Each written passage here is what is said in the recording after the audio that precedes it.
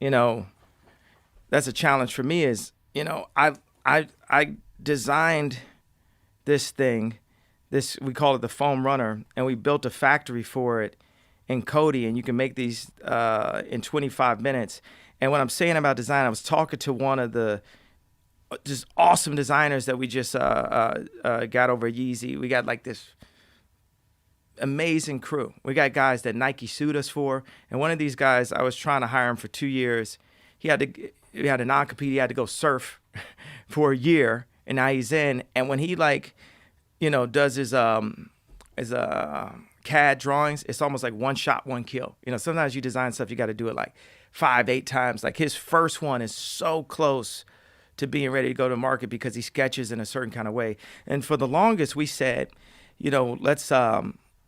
I've been saying I want to get rid of laces, and we still have shoes we sell with laces because it's a popular shoe and people love this shoe, and it hurts me. I feel like Steve Jobs trying to like remove buttons off the side of the next Apple. And one of the things that's interesting about this, if you look at most sneakers, if you look at you guys sneakers right now, you have a tongue, and it goes this direction. Mm-hmm. This is one of the innovations about this is one reason why this is one of the most important sneaker designs is this goes this way because it's ergonomic.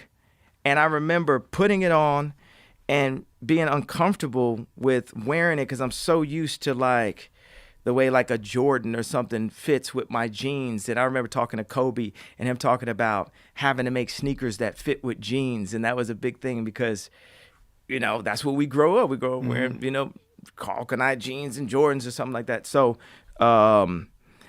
this also, I feel that just the process, when I design, I become like a 3-year-old.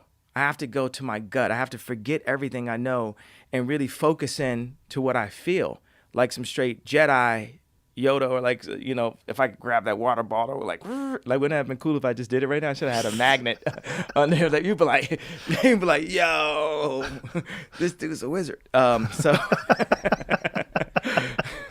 So for me, I'm gonna make this shoe be $20, and money isn't real, so that means the world should be eventually free. So I'm gonna manifest the world being free. My dad, he lives in a DR, and he says, anything that you put in the ground grows. So why do people still go hungry? And I like that in theory, but I was like, man, farming is really hard though, man. I think, I might go hungry if I have someone to farm this food. It's like, but back in the days, we had that skill set. Now we're losing these skill sets that actually we can sustain off of. So with this, and I love giving you guys my riffs. I'm like a human version of Instagram. When you look at Instagram, you look at, you're looking like 100 images a day. Well, I've got millions of images in my mind, and the majority of them haven't been realized yet. There's some images that are from my memory, but I got this whole the future that's in my mind that has to be brought. So this is, we talk about hype culture and shoes being sold on the, the resale market, and Yeezy lives in that place. But I don't like the idea. I don't love the idea that some of the reason why people buy it is just for hype culture, or you ain't got this, or I got this colorway and you don't have it. That type of mentality. I'm an essentialist. I'm a minimalist, and like I will bring the fully A to Z our existence version to existence. Like Victor Gruen designed the shopping centers, but he designed full utopian communities, and people were like, oh, we're just cool with the shopping center. That's all we want. And these ideas that he had never got brought into fruition. A little bit like Disney kind of based Epcot Center on Victor Gruen, but this next frontier of these communities and villages of happiness are way closer to a Kenyan village than it is to a gated community village.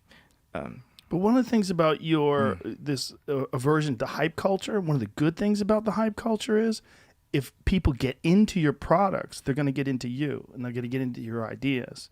And all these ideas that you have will become a part of their thought process. They'll start thinking about it. And they go, hey, he's got some great points. If people really get into your shit, they're also really going to get into your ideas. I think it's one of the things that make people uncomfortable about you is you have the courage to have all these bold ideas and to implement them and to do all these different things. That bothers people. And there's a lot of people that don't have that kind of courage, and they are straddled down by anxiety, and they see a guy like you and they like try to find flaws. They try to find things that are wrong with it.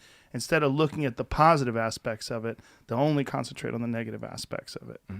I don't see it that way. I've never saw it that way. I look at you, look at that guy. He can fucking do anything. There's people who like Tesla, and there's people who, there's a person who killed animals with Tesla cords to make people not like Tesla. Yeah, the person Thomas Edison. Who made the electric chair be made with the Tesla cord, so people wouldn't like Tesla. Tesla still has inventions that haven't been brought to our society that would have brought more simplicity and happiness to our society. Like the Westinghouse ability to transmit electricity through the air, which is fascinating. I don't know if that would have worked in today's world with cell phones and all the different electronics and even, modern air travel. I don't know if it would have worked, but things would have been different. People are over designing into industries where they see they can make some money as opposed to stepping back and saying, how do we look at the entire earth as an opportunity to free everyone and create happiness for everyone?